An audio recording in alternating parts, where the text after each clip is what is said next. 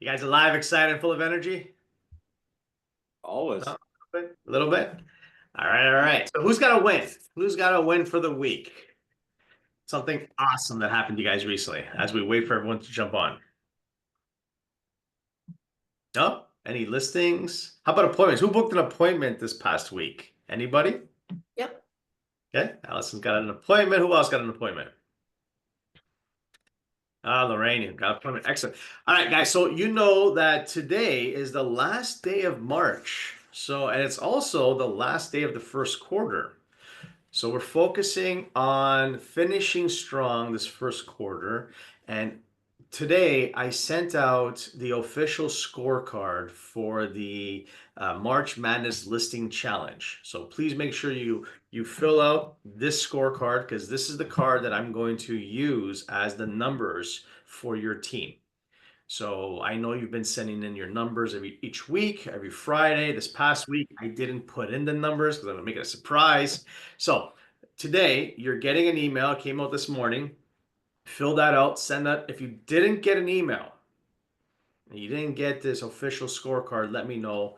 I'll make sure that you get it. So please, please, please fill that out because I'm going to calculate the numbers. And then on Friday, you guys are going to know who the winner is, which team's going to be the winning team. Excellent. Since it is the end of the first quarter, let's jump right into it. We're going to be talking about a first quarter review. That's our conversation today. And the first question I want to ask everybody here, because I got a great group here. What went well for you this last quarter? When you think back at this last quarter, went well? What contributed to your success this past quarter? So I want to hear from all of you. What do you guys think? What went well for you this last quarter? Primarily, Danny, for me, primarily it was getting back on track, just getting back to what works, what doesn't, and recognizing those things and actually putting them into action. And it was being committed back to the business. So being committed, so putting the focus back into what you need to do. I heard a little bit about the basics there. Tell me about that. What was it, the fundamentals that you concentrated on?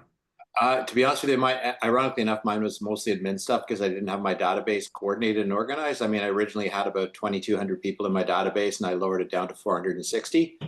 And being able to focus on the smaller quantity of actual clients enabled me to really give them quality service, better quality service, and not be too intimidated by my database too.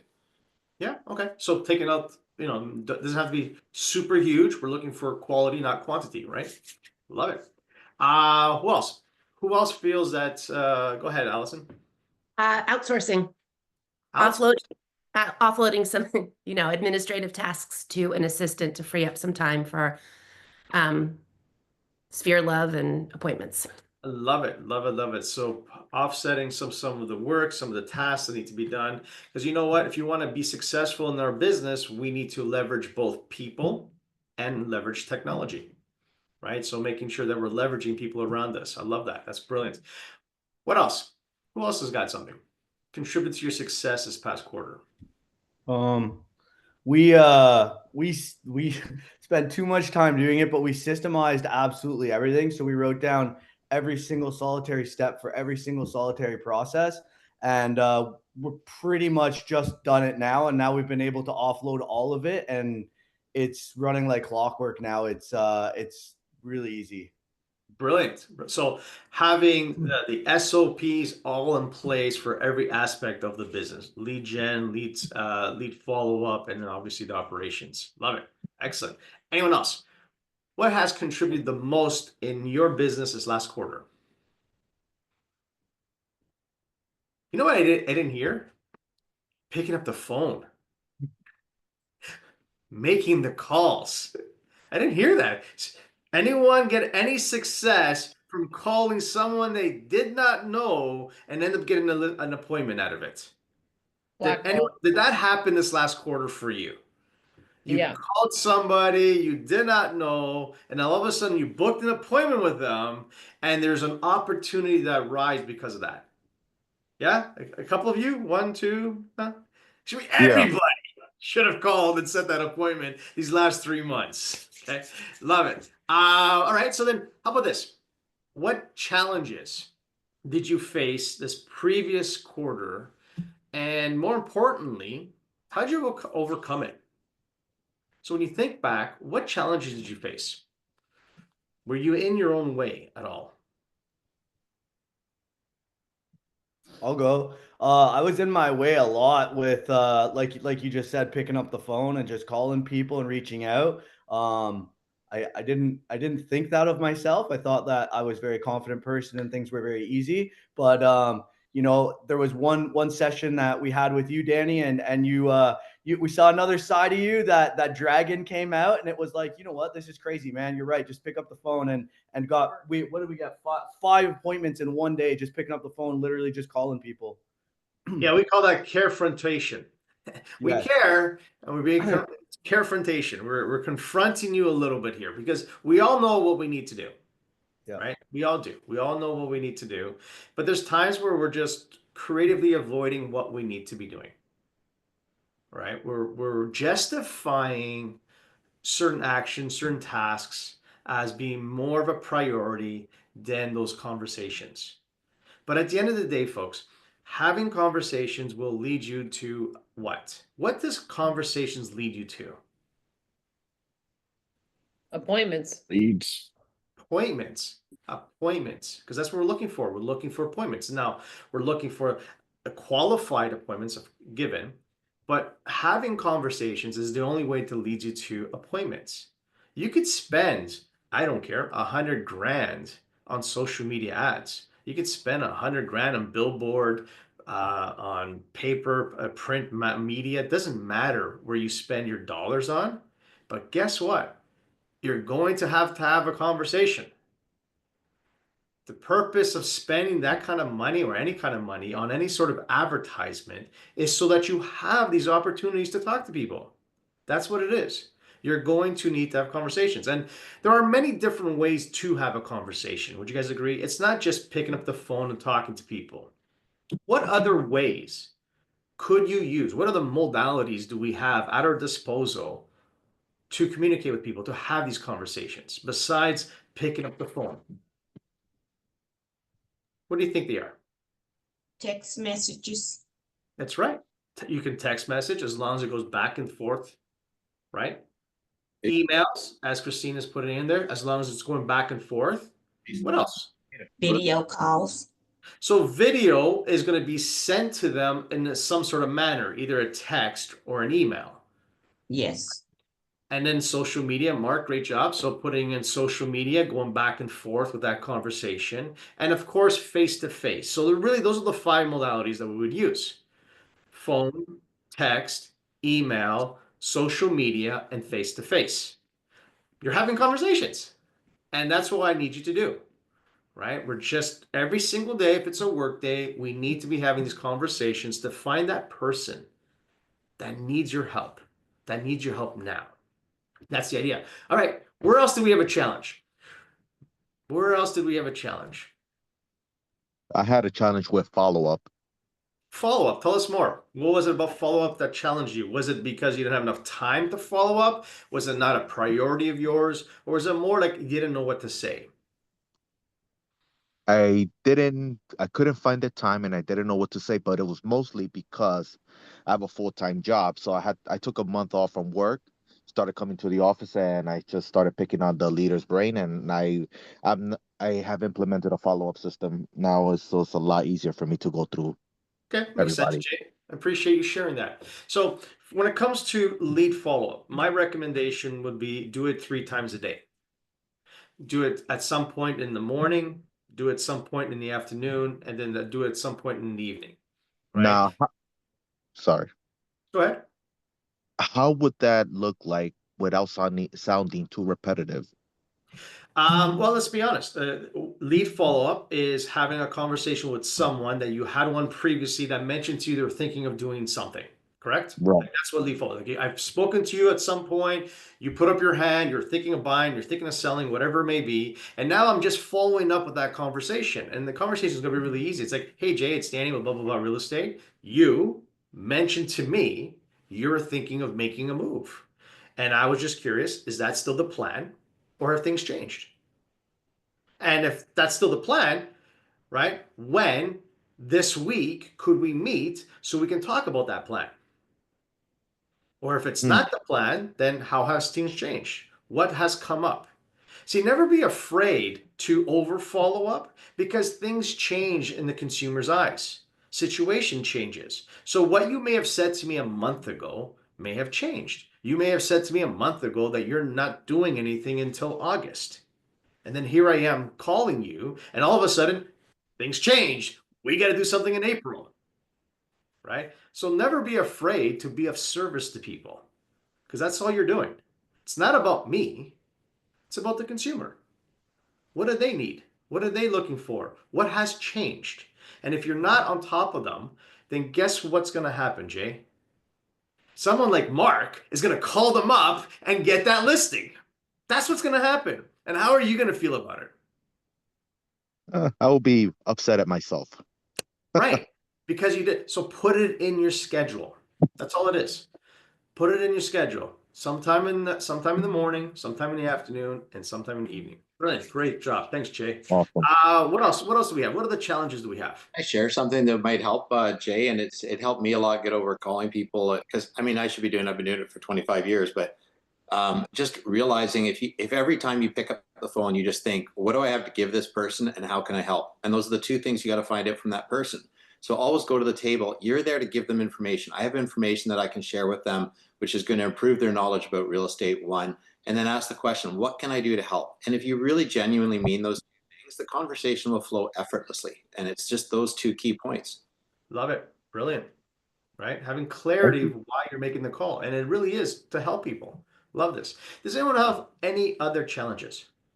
So I text a lot, but at some point that conversation needs to go as a phone call. And the struggle is, how do I transfer? The conversation back and forth via text are great, but Great question. I love this. So you're having super success texting people back and forth about what their needs are, what they want to do. mhm. But then you're right. At some point, we need to have a kind of conversation because when you have a conversation, ideas come up, thoughts come up, questions come up, and it's a lot faster to just answer them right there than it is to keep going back and forth with text. I agree with you 100%. So who would handle that? Like, what would you do to handle this? I'm just curious what the group has. Anyone have any ideas? I would just ask the person that I'm going back and forth with when it's a good time we can just talk. Okay, so Because getting at the end clarity. of, yeah, set it up on their time. So just ask them, hey, love to answer more questions. I have a ton more questions that, really it's not beneficial through text. Is there any way we can have a simple phone conversation? When's the best for you? Mhm. Yeah, we could definitely do that. I was going to go with just book the appointment through text. I go, has anyone taken the time to sit down with you and share with you the process involved in purchasing or selling a home in today's market? I'd love to borrow 15, 20 minutes of your time and share that with you. Now, I know with you, Monica, it's mostly non-owner occupied. So this is a secondary market. You're in Key West. That may be something where you're booking, obviously, Zoom meetings. Mhm. So I would go right to like, if you can text back and forth to the point where let's just book an appointment through Zoom so I can share with you the entire process. Have you ever booked an appointment through text? Yes. So then just take it to that level. If they're super comfortable with text messages, then just ask for the appointment. Again, it's nothing wrong with that modality. There's nothing wrong with texting back and forth till you get an appointment. Nothing wrong with that. It'd be just the same as if you just picked up the phone and talked to them. Am I missing something there? Do you feel that there should be a conversation or a call in there before making that appointment? Mm, sometimes yes. It's just as soon as I mention either I would like to preview the home or let's talk, the conversation ends. So So either you're I'm using the wrong words and they don't want it. Most of the houses are tenant occupied, so they want to sell, but they really are not. The biggest issue here, they are not motivated. As long as they can get their money, that's fine. So it sounds like to me, it's what is it that you're texting back and forth to get them to take action and book an appointment with you. And it may be something as simple as, I would love to communicate with you your options as being a non-owner occupied, right? Would you have 5-10 minutes for us to discuss what your options are? And not give them so much of what we're going to do for you, more like, hey, here's your options. And if that's a text message, and then say, what would you prefer, a video conference call or a phone call? And that might be like a step between booking that appointment, Okay. right? Love it. All right, let's keep going. If we can go back and change one thing, how you approach this last quarter, what would it be? If you were to go back and change the first quarter, what would it be? Go ahead, Catherine. I would have gotten on the phone more. Got on the phone more. More conversations. That was brilliant. Love it. Consistency. So tell us more, Christine. When you say consistency, I mean, of all the everyone I'm coaching, you are very consistent, be on the phone, but consistency of what? Well, like I put my SOP in place for the listing I had on Blackwell, and because of that, the 2 calls and the postcard, I got another appointment. So the lady knocked on the neighbor's door and said, how'd you like them? So thankfully she said she liked us. And then so yes, I am consistent, but that is now working without me having to think about it. So it kind of comes into play what everyone else was saying. But I want to do that for every single listing. I've done it for some, but not for all. You know what I mean? And that's where I drove by this other listing we had, and I saw 2 signs come up, and it's just like, damn it, like, you know what I mean? Okay. That kind of Yeah, thing. yeah. So you want to be more consistent at your approach of listing. Like whenever a listing comes The on, just listed, just sold calls, the Sky Rocket, whatever it's called, email has definitely helped. It's so cheap. Highly recommend that Sky broadcast. the slide broadcast. Yeah, that's And amazing. then with my calling and leaving a live and then did before and after, that's kind of the SOP for it. Now, if I do that more with all of them, Instead of picking and choosing which one you're using, you're just yeah, gonna say, hey, here's the procedure. When we get a listing, here's our listing launch. This is what's going to happen. Here's our SOPs. And that's why they're there. and It's it takes because- out the mindset of, oh, I have to call. It's like, no, it's a part of the process to get more deals out of the neighborhood. So that was nice that it all kind of came together. Okay, just following the process that we've put together. I agree. Right? Love it. So it's the same thing with your database. Everyone here should have connected with everyone in their SOI database. Your Sphere database, we're calling and texting them every quarter, right? And we divide that by 10 equal parts, so it's not overwhelming. But we are now at the end of the quarter. So we should have connected with everyone, had a phone call. And if you didn't speak to them, you would have left the message with them. And then the following Monday, we would have sent them a text message. We would have closed the loop on that conversation with your Sphere database. Today, everyone here starts on week 1. We start week 1 of the database. Follow the process. We're going to call everybody in our database, right? Right? We're calling everyone in the database. So we start with week number 1, have a conversation, and by the end of the week, you would have spoken to the majority of them, a few of them not so much, leave a message. We cut bait. The following Monday, we're going to then send them a text message. So week 2, so just follow the process. Great, thank you, Christine. Let's keep going. What would you have changed? Who else has something else? What would you have changed? Administration tasks. I should have did it a lot sooner. I spend way too much time doing admin work and taking away from the sales aspect. Okay. So really offloading that non-money making activities, right? Like every day we have a choice. Every day you have a choice whether to do money making activities or non-money making activities. Which ones are you choosing? But let's be real. You're going to have to do both every day. There's always money making and non-money making, correct? I guess really what the question is what percentage of your day should be spent on money-making activities and what percentage of your day should be non-money-making activities? Does anyone actually know? Like when you take your day, and let's pretend we're working, let's say 10 hours, just for fun, okay? And we're working 10 hours. So what percentage should be done on money-making activities and what should be non-money-making activities? You guys can just guess. Go ahead, Dean. I know you're excited. Go ahead, unmute yourself. You got to figure out this whole, Zoom thing. You're still on mute. I was going to say 80% money making.